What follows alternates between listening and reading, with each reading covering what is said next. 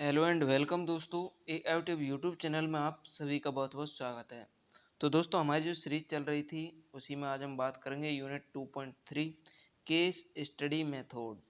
इससे पहले दोस्तों हमने यूनिट जो 2.2 थी उस 2.2 में हमने बात की थी कि केस हिस्ट्री हम कैसे बनाते हैं, केस हिस्ट्री क्या होती है। लेकिन आज की जो वीडियो में हम बात करेंगे केस स्टडी विधि, जो हमारा केस है उसका स्टडी करना, ये विधि किस तरह से काम करती है और क्या क्या इसके उद्देश्य हैं, आज की इस वीडियो में हम लोग जानेंगे। तो दोस्तों, शिक्षा जो होती है इसका विकास जो है वो पिछले 25 वर्षों के अंतराल में बहुत ही महत्वपूर्ण इसमें परिवर्तन हुए हैं। बहुत ही अच्छा इसमें विकास हुआ है। छात्रों की उपलब्धियों में स्थान, कक्षा शिक्षण के स्वरूप, प्रक्रिया, अनुदेशन प्रक्रिया आदि में बहुत बड़ा योगदान देखने को मिला है। बहुत बड़ा परिवर्तन भी इनमें देखने को मिला है। इसके साथ ही दोस्तों, अगर हम बात करें तो विभिन्न व्यक्तियों में भिन्नता पाई जाती है। कोई भी व्यक्ति एक जैसा नहीं है, चाहे उसका व्यवहार अलग हो सकता है, रंग, रूप, आकार, लंबाई, चौड़ाई, यानी दोस्तों सभी व्यक्तियों में भिन्नता पाई जाती है। तो इसी भिन्नता को देखने के लिए और इसी भिन्नता के कारण जो व्यक्तिगत अध्ययन की आवश्यकता होती है, उसी के लिए हम case study method, case study विधि का उपयोग करते हैं। बालक की भिन्नताओं को बालक की जो दोस्तों भिन्नताओं के होते हुए भी प्रकृति तथा स्वभाव संबंधी जो सामान्य विशेषताएं होती हैं, वो बालक के द्वारा अनुभव किए जाने योग्य अमूर्त वस्तुओं के अध्ययन के लिए बहुत सी विधियां अपनाई गई हैं। बहुत विधियों का प्रचलन सामान्य तौर पर चल रहा है। इन्हीं में से दोस्तों एक प्रमुख विधि है अपन की केस स्टडी विधि। तो केस स्टडी विधि के क्या उद्देश्य हैं, सबसे पहले हम ये देख लेते हैं। तो इस विधि के द्वारा दोस्तों विद्यार्थी स्वतंत्र होकर स्वयं ही सृजनात्मक ढंग से समस्या पर विचार कर सकते हैं। वे समस्या समाधान तक पहुंचने के लिए सक्रिय हो सकते हैं।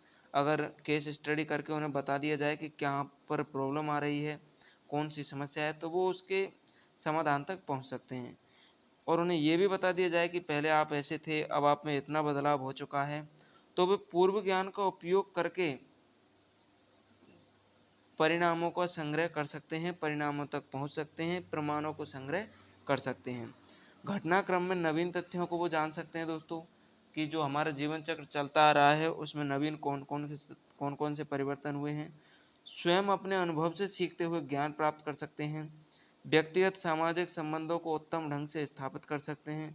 छात्रों में दोस्तों अभिप्रेरणा और अभिव्यक्ति की क्षमता में वृद्धि हो सकती है। और छात्रों ने अब तक कौन सी उपलब्धि पाई है, इन सभी का मूल्यांकन भी केस स्टडी से किया जा सकता है।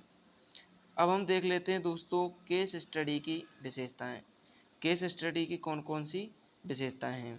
दोस्तों, केस स्टडी जो है वह शिक्षण अधिगम की समस्याओं का समाधान व्यक्तिगत रूप में इससे किया जा सकता है। व्यक्तिगत अध्ययन में लिखित कार्य को विशेष महत्व दिया जाता है। इसलिए दोस्तों, शिक्षक छात्र को सिखाने के लिए जिस विषय वस्तु को प्रदान करता है, जिसमें छात्र अभ्यास तथा अनुक्रिया करता है, सीखने के साथ साथ उसका मूल्यांकन भी किया जा सकता है और यह मूल्यांकन छात्र स्वयं भी कर सकता है। केस स्टडी के द्वारा व्यक्तिगत जो अध्ययन में प्रत्येक छात्र को अपने ढंग से सीखने का अवसर दिया जाता है। जो भी छात्र होता है उसे अपने स्तर पर सीखने का मौका दिया जाता है। इस विशेषता के कारण ही दोस्तों इसे स्वयं गति का सिद्धांत भी कहते हैं। इसमें दोस्तों छात्र बहुआयामी माध्यमों से सीखता है, जैसे सुनकर, देखकर, लिखकर, बोलकर आदि दोस्तों आयामों से केस स्टडी विधि के अंतर्गत सीखता है। इसी के साथ ही दोस्तों व्यक्तिगत अध्ययन में शिक्षक अधिक उत्तरदायी होता है, क्योंकि उसे प्रत्येक छात्र को व्यक्तिगत रूप से सिखाना होता है। जैसे दोस्तों किसी छात्र की किसी सब्जेक्ट में ज़्यादा रुचि है, किसी सब्जेक्ट में कम रुचि है, तो इसी तरह से इसमें शिक्षक का बड़ा योगदान रहता है, उत्तरदायित्व होता है, क्योंकि प्रत्येक छात्र को व्यक्तिगत रूप से उन्हें सिखाना होता है। इसके अंतर्गत प्रत्येक छात्र को उसकी कठिनाइयों को दूर करने का अवसर प्रदान किया जाता है, जो कि हम पहले भी बात कर चुके हैं। क्योंकि जब छात्र अपने ढंग से सीखेगा तो उसे आई कठिनाइयों को दूर करने के लिए उन्हें अवसर भी प्रदान किया जाता है। इसके लिए उन्हें दोस्तों पुनर्बलन या निरंतर अभिप्रेरणा दी जाती है। तो दोस्तों ये थी केस स्टडी की विशेषताएं। अब जान लेते हैं दोस्तों केस स्टडी क्या है। दोस्तों केस स्टडी विधि का सर्वप्रथम प्रयोग फेडरिक लीपले ने सन 1829 में सामाजिक विज्ञान में किया। वहीं दोस्तों 1967 में बार्ने ग्लेजर एवं एंसेल्स स्ट्रॉस जैसे समाजशास्त्रियों ने पुनः इसको परिष्कृत रूप में सामाजिक विज्ञान में नवीन सिद्धांत के रूप में प्रयोग में लिया। वर्तमान में अगर हम देखें तो दोस्तों केस स्टडी का सर्वाधिक प्रयोग शिक्षा जगत में किया जा रहा है। आज हमारे पास दोस्तों प्रॉब्लम्स बेस्ड लर्निंग, प्रॉब्लम जो होती है दोस्तों प्रॉब्लम्स बेस्ड लर्निंग के रूप में हम इसे ज़्यादा जानते हैं, यानी दोस्तों समस्याओं के आधार पर सीखना के रूप में हम केस स्टडी को जानते हैं।